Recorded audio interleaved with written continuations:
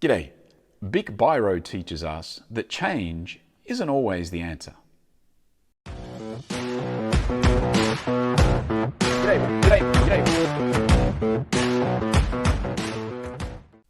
Generally speaking, I'm a big fan of change. I believe that one of the biggest problems that most companies and businesses have is that they don't change and evolve and develop their product and service offering quickly enough. That's why they become irrelevant, and ultimately that's why they fail. But it's not always the case. Way back in the early 1950s, the Bic Biro was launched.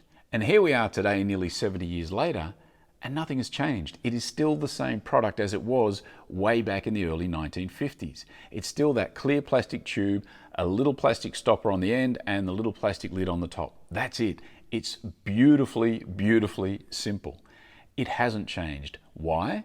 Because it hasn't needed to. It still does what it's supposed to do. People still like the product. They love the product. They use the product. It's no problem. They don't have to constantly evolve and be the new shiny thing.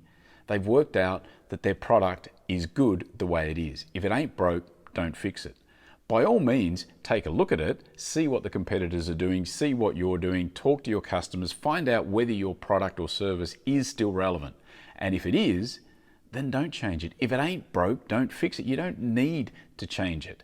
I'm a huge fan of change. Don't get me wrong. I've said it thousands of times. But sometimes change isn't necessary. Sometimes you don't need to change. Sometimes the best thing you can do is not change. Alrighty, that is it for today. I do thank you for your time, and I will be back again tomorrow. See ya.